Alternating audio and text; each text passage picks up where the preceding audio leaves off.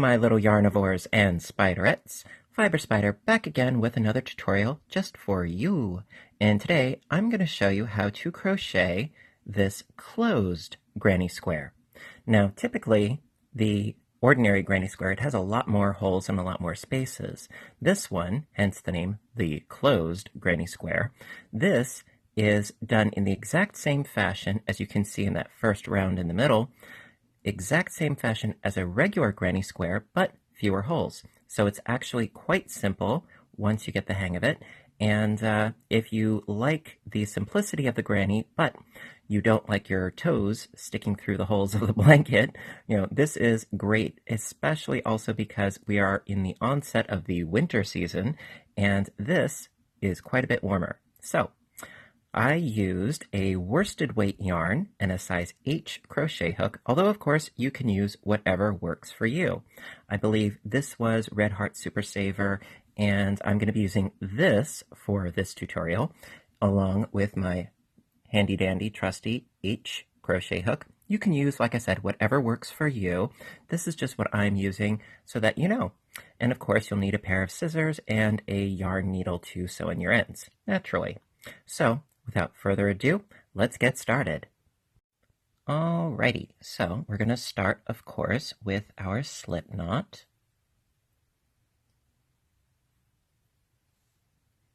And then we're going to chain 4.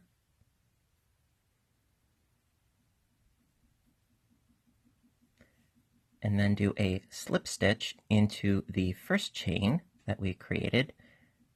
And we're going to create a ring, like so. Then we are going to chain up 3 to create our first double crochet, and then into this center ring that we just created. Let's see if you can see that all right. Yep, that's the ring right there. Then, like I said, we're going to do a double crochet into that center ring, and this tail end I'm actually crocheting over it so that I don't have to sew it in later. Alright, so I did 2 double crochets. First chain 3 counts as a double, and we're not going to do the third, and you'll see why in a bit. Alright, so now what we're going to do is we're going to chain 2, and then we're going to do 3 double crochets into that center ring again.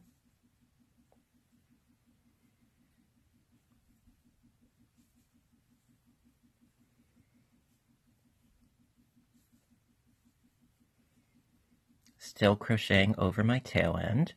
Makes it so much easier in the long run, let me tell you. Alright, so we chain 2 again. 3 more doubles into that center ring.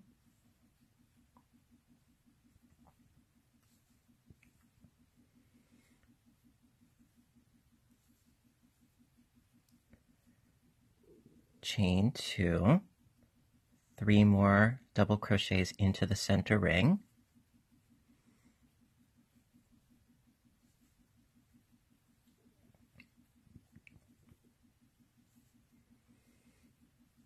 Okay, chain 2, and then 1 more double right there into that center ring. Because now we need to do a slip stitch into the top of that first double crochet that we made, so that we connect our round 1.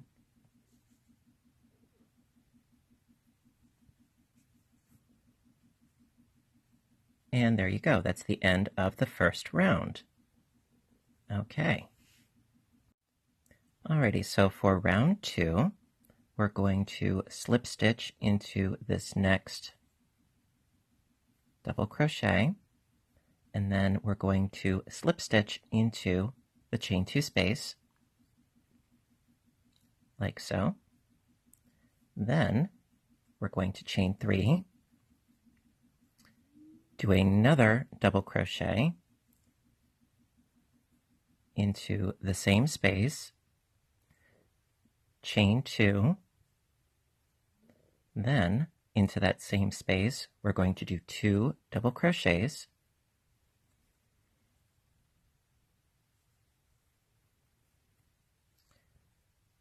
and now instead of chaining and bridging across this space here, we're actually going to do a double crochet into each of the 3 double crochets. 1, 2,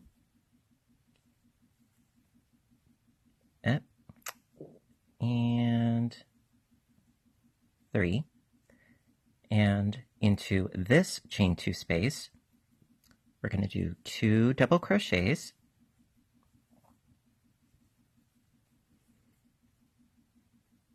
right in that space there, chain 2, 2 more double crochets into the same corner space.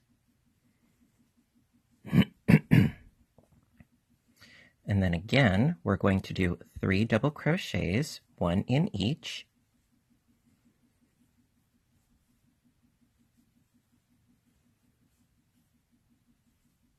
There we are. And then in the corner space again, 2 double crochets,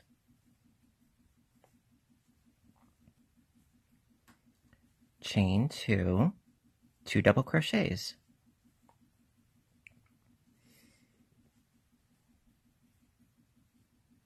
And then 1 double crochet into each stitch.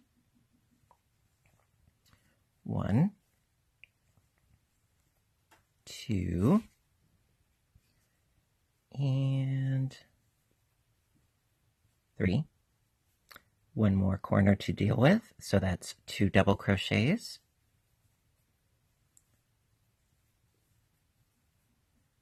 Chain 2, and 2 double crochets. And then last but not least, we need to do a double crochet into each stitch, so that's 3 more double crochets. So that's 1 and 2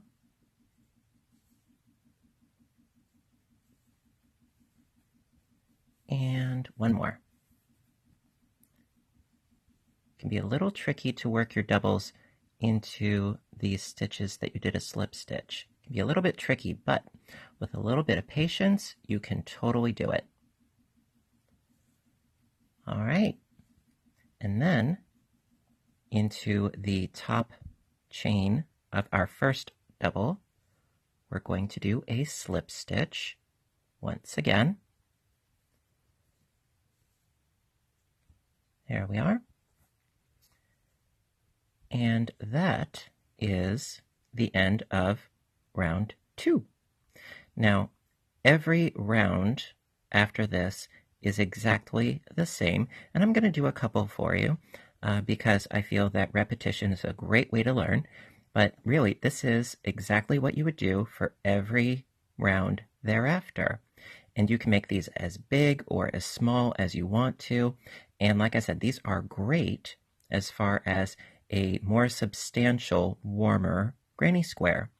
The only disadvantage is that the join as you go method does not apply like it does in the normal conventional granny square. But you can sew these together, you can crochet them together, you can do a number of different stitches to connect them, but perhaps that'll be another video.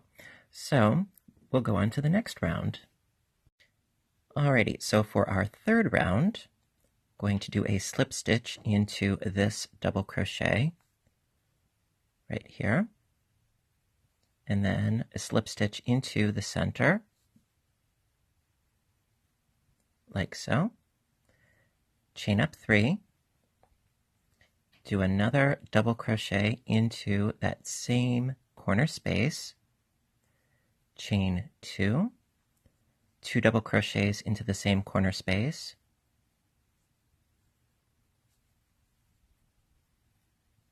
like so, and then a double crochet into each stitch across. Now, of course, after each round, you can change your color,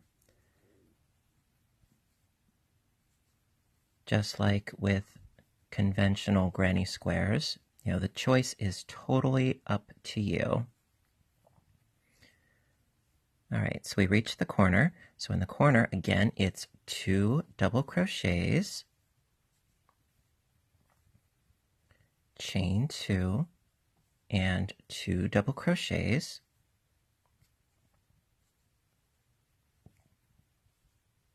Like so. Then a double crochet into each double crochet, all the way across.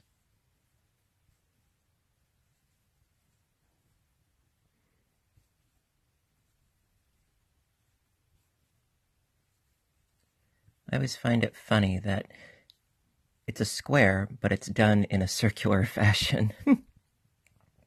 I don't know about you, but I always find that to be a rather novel concept.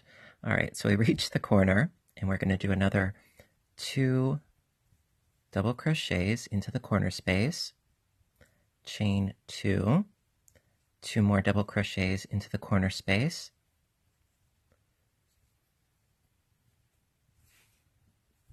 okay, and then a double.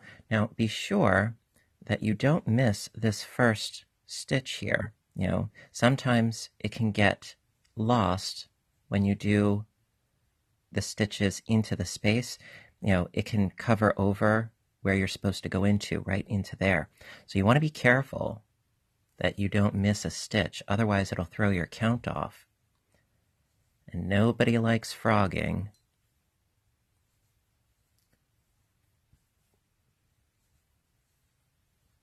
So you just do a stitch in each stitch.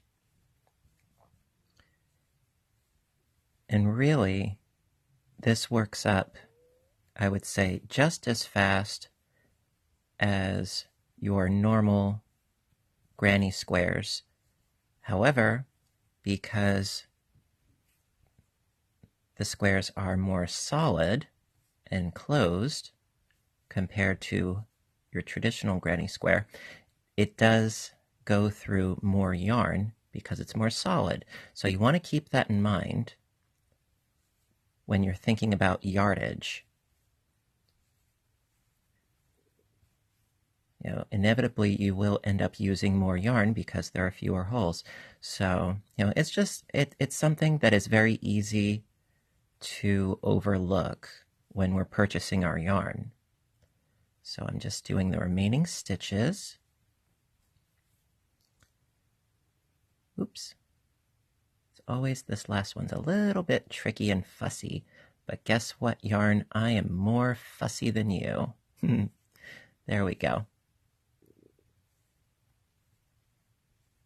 Ta-da!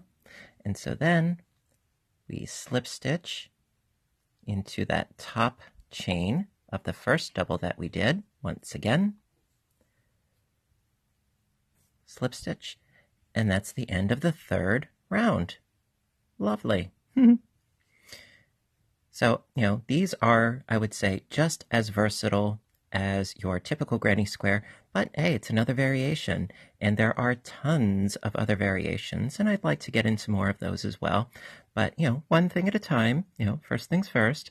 So listen, my dears, I really hope that this tutorial helped and that you found it, found it to your liking. And if you did, please hit the like button down below. Your support means ever so much to me. I always appreciate it. And if you have any questions, comments, what have you, future suggestions, hey, please do so in the comment section right down below because I love hearing from you. And if you haven't hit the subscribe button, please do that too, because I try to post videos as often as I can, and, we'll go from there, right? So listen, until next time, I want you guys to stay inspired, stay caffeinated, and above all, stay stitching. I love you guys, and I will see you in my next video. Bye for now.